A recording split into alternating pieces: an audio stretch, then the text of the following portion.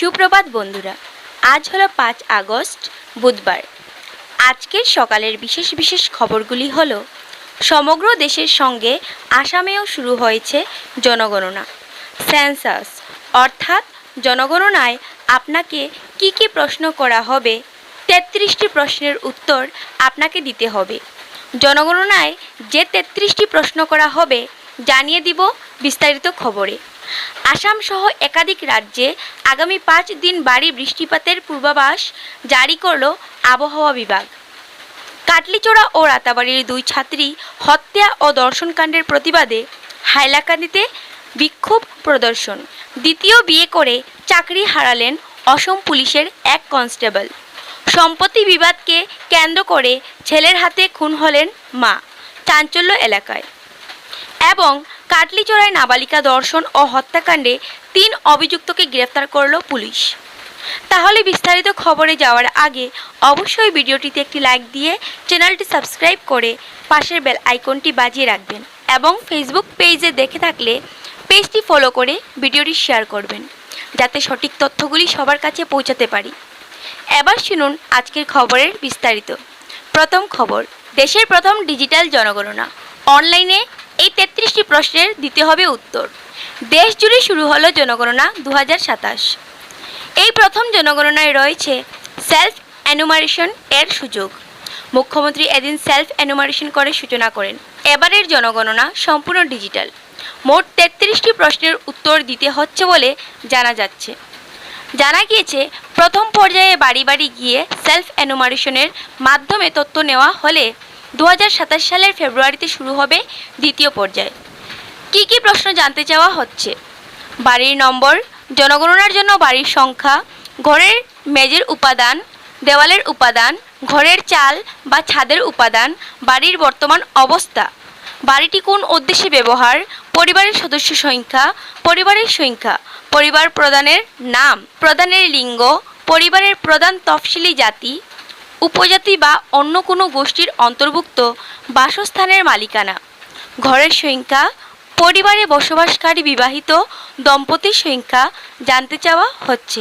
এছাড়াও যে প্রশ্নগুলি জিজ্ঞাসা করা হচ্ছে সেগুলি হলো, পানীয় জলের মূল উৎস, জলের উৎসের সহজলভ্যতা, আলো বা বিদ্যুতের প্রধান উৎস, শৌচাগারের সুবিধা আছে কি না, শৌচাগারের ধরন, স্নানাগারের সুবিধা আছে কি না, বর্জ্য নিষ্কাশন ব্যবস্থা, রান্নাঘরের সুবিধা, এলপিজি বা পিএনজি সংযোগের বিবরণ, রান্নায় ব্যবহৃত মূল জ্বালানি, television, radio, transistor, laptop, computer, internet, telephone, mobile phone, smartphone, cycle, scooter, motorcycle, moped, গাড়ি, জিপ, ভ্যান, পরিবারের মূল খাদ্যশস্য কী, মোবাইল নম্বর, শুধুমাত্র জনগণনা সংক্রান্ত যোগাযোগের উদ্দেশ্যে।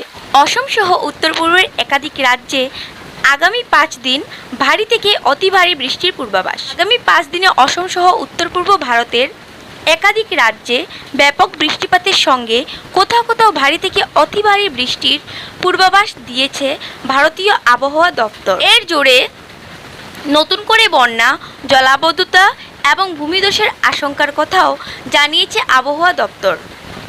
গুয়াহাটির আঞ্চলিক আবহাওয়া কেন্দ্রের বিজ্ঞানী সঞ্জয় ও নীল জানান, আগামী 2 দিন মেঘালয়ের কয়েকটি এলাকায় সবচেয়ে বেশি বৃষ্টিপাত হওয়ার সম্ভাবনা রয়েছে। বিচ্ছিন্নভাবে অতি ভারী বৃষ্টি হতে পারে।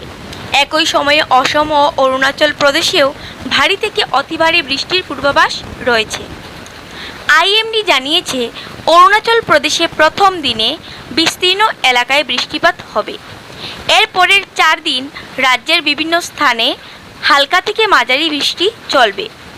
প্রথম দিনে বিচ্ছিন্নভাবে ভারী থেকে অতি ভারী বৃষ্টি এবং দ্বিতীয় থেকে চতুর্থ দিন পর্যন্ত কয়েকটি স্থানে ভারী বৃষ্টির সম্ভাবনা রয়েছে। অসমে আগামী 2 দিন বিচ্ছিন্নভাবে ভারী থেকে অতি ভারী বৃষ্টি হতে পারে। এছাড়া তৃতীয় ও পঞ্চম দিনেও রাজ্যের কয়েকটি এলাকায় ভারী বৃষ্টির সম্ভাবনা রয়েছে।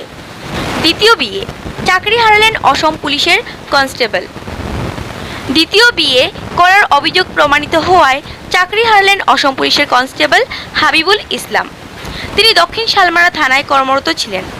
জানা গেছে, প্রথম স্ত্রীর অভিযোগের ভিত্তিতে প্রথমে হাবিবুল ইসলামকে রিজার্ভ ক্লোজ করা হয়। এরপর বিভাগীয় তদন্ত শুরু হয়। তদন্তে অভিযোগের সত্যতা প্রমাণিত হওয়ার পর তার বিরুদ্ধে শাস্তিমূলক ব্যবস্থা গ্রহণ করে পুলিশ প্রশাসন।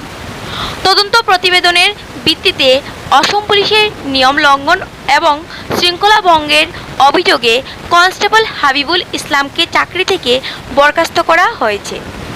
এই ঘটনায় প্রশাসনিক মহলে ব্যাপক আলোচনা শুরু হয়েছে।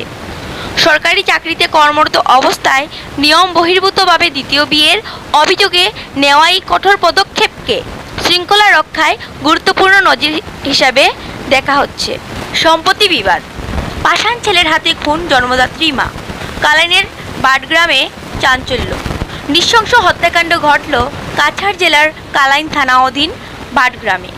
দা দিয়ে কুপিয়ে হত্যা করল জন্মদাত্রী মাকে এক পাষাণ ছেলে। এই হৃদয় বিদারক ও নৃশংস ঘটনাকে কেন্দ্র করে মঙ্গলবার দুপুরে ব্যাপক চাঞ্চল্যের সৃষ্টি হয় বাডগ্রামে। অভিযোগ, সম্পত্তি সংক্রান্ত বিরোধের জেরে এক যুবক ধারালো দা দিয়ে কুপিয়ে হত্যা করেছে নিজের জন্মদাত্রী জরিনা বেগমকে, যার বয়স 65। স্থানীয় সূত্রে জানা গেছে, অভিযুক্ত আলতাই দীর্ঘদিন ধরে বাড়িঘর বিক্রির জন্য মায়ের উপর মানসিক চাপ সৃষ্টি করেছিল। মঙ্গলবার দুপুর প্রায় 2টা নাগাদ বাড়িতে পরিবারের অন্য সদস্যরা না থাকার সুযোগে সে নিজের ঘরের ভিতরেই জরিনা বেগমের উপর ধারালো অস্ত্র দিয়ে এলোপাতাড়ি কোপ দেয়। ঘটনাস্থলেই জরিনা বেগমের মৃত্যু হয় বলে জানা গেছে। ঘটনার খবর ছড়িয়ে পড়তেই এলাকাবাসী ছুটে এসে অভিযুক্তকে আটকানোর চেষ্টা করেন। এ সময় আলতাই আরও এক মহিলার উপর হামলা চালায়। হামলায় আলিমুন নেশা গুরুতর আহত হন। তাকে দ্রুত উদ্ধার করে হাসপাতালে ভর্তি করা হয়েছে, যেখানে তার চিকিৎসা চলছে। ঘটনার পর এলাকা জুড়ে তীব্র উত্তেজনা ও শোকের পরিবেশ সৃষ্টি হয়েছে।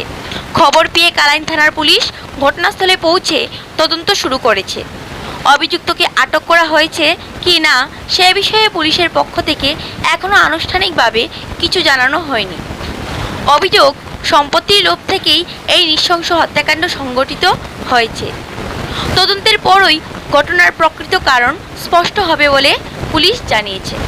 কাটলিছড়ায় নাবালিকা ধর্ষণ ও হত্যাকাণ্ডে 3 অভিযুক্ত গ্রেফতার। হাইলাকান্দির কাটলিছড়া থানার অন্তর্গত অলইছড়া এলাকার এক নাবালিকা কিশোরীকে ধর্ষণের পর হত্যার ঘটনায় 3 অভিযুক্তকে গ্রেফতার করেছে পুলিশ। গ্রেফতার হওয়াদের মধ্যে 2 জন প্রাপ্তবয়স্ক এবং 1 জন নাবালক রয়েছে। পুলিশ সূত্রে জানা গেছে, গত 1 আগস্ট গভীর রাতে অলইছড়া এলাকায় নিজ বাড়ি থেকে ওই কিশোরীর মৃতদেহ উদ্ধারের খবর পেয়ে কাটলিছড়া থানার পুলিশ ঘটনাস্থলে পৌঁছে তদন্ত শুরু করে। পরে জেলা সদর থেকে ঊর্ধ্বতন পুলিশ আধিকারিকরা ঘটনাস্থল পরিদর্শন করেন। জেলা ফরেন্সিক বিজ্ঞানাগারের FSL ক্রাইম সিন বিশেষজ্ঞ দল ঘটনাস্থল থেকে গুরুত্বপূর্ণ আলামত সংগ্রহ করে। এক্সিকিউটিভ ম্যাজিস্ট্রেটের উপস্থিতিতে তদন্তের প্রয়োজনীয় কার্যক্রম সম্পূর্ণ হয়। ভিডিওগ্রাফির মাধ্যমে ময়নাতদন্ত করা হয়। প্রাথমিক ময়নাতদন্ত প্রতিবেদনে কিশোরীকে ধর্ষণের পর হত্যা করা হয়েছে বলে ইঙ্গিত পাওয়া গেছে। পরবর্তীতে আঞ্চলিক ফরেন্সিক বিজ্ঞানাগারের RFSL দলও ঘটনাস্থল পরিদর্শন করে প্রয়োজনীয় নমুনা সংগ্রহ করে। ঘটনার গুরুত্ব বিবেচনায় অতিরিক্ত পুলিশ সুপার অপরাধ এর নেতৃত্বে একটি বিশেষ তদন্তকারী দল SIT গঠন করা হয়েছে।